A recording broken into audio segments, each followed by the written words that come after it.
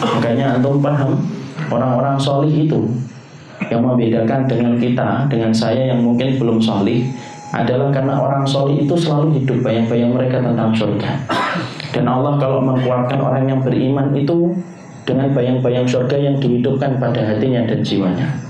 Makanya setiap ujian itu terasa kecil dibandingkan dengan bayang-bayang ketika dia sudah menetapkan surga itu tujuan. Dan itu Allah sampaikan berkali-kali di dalam Al-Quran.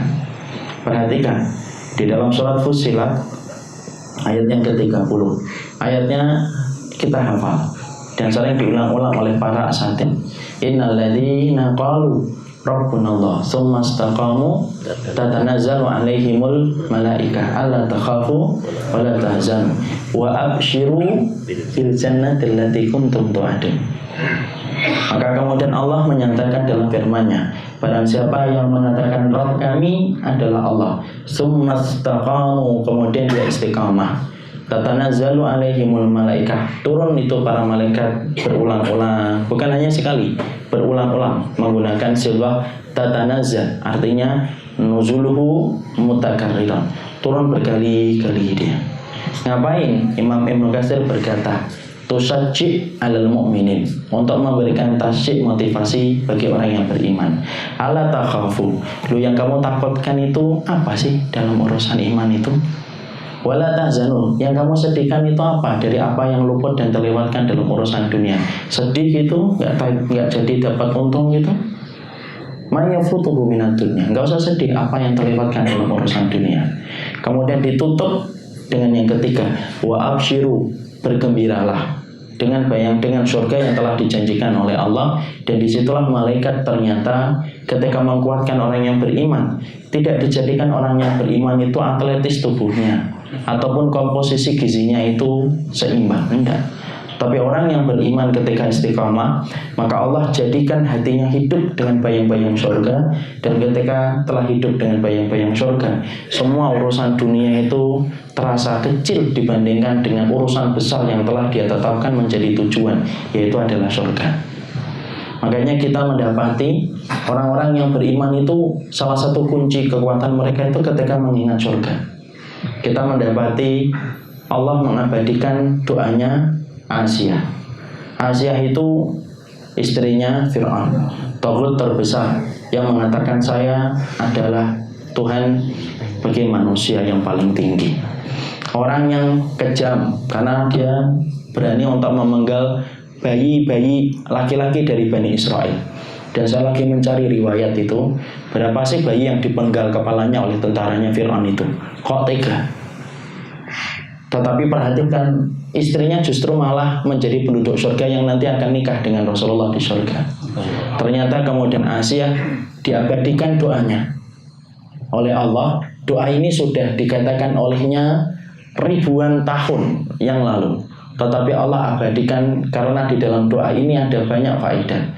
Ketika Ibunda Asia melantunkan sebuah doa, Rabbibnili indaka baitan fil jannah, ya Rabbku bangunkanlah sebuah rumah untukku di surga.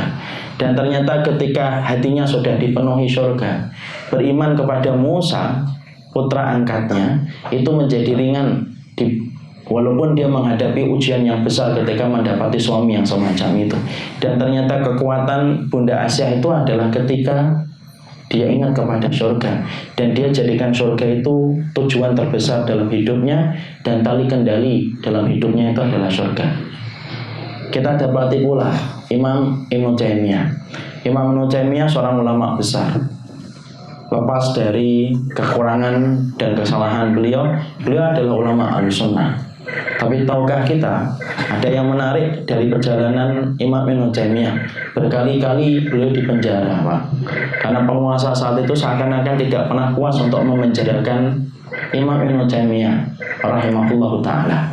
Tapi yang menarik, setiap ujian dari penjara yang didapatkan oleh Imam Ibnu Taimiyah itu tidak berhasil untuk merenggut kebahagiaan Imam Ibnu Taimiyah, tidak berhasil mengambil senyuman Imam Ibnu Taimiyah. Bahkan Imam Ibnu Taimiyah sempat membuat syair yang indah. untuk menggambarkan apa yang dia rasakan ketika besarnya permusuhan orang kepada beliau.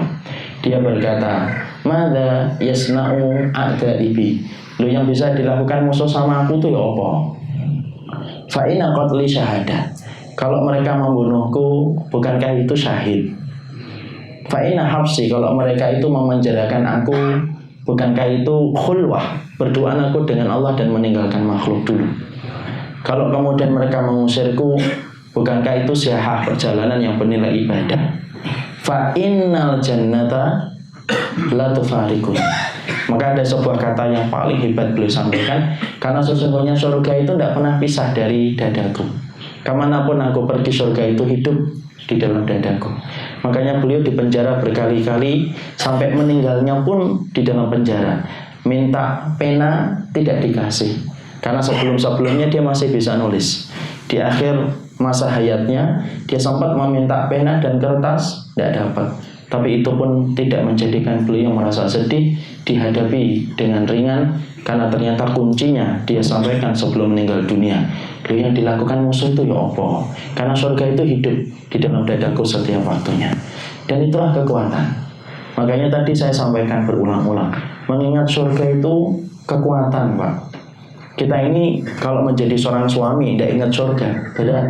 Karena kita bertugas untuk mencarikan rezeki untuk istri kita, menyampainya dari yang haram, membuang dari yang syubhat, menyuapkan harta yang halal kepada istri kita, susah payah. Kalau tidak ingat surga, susah.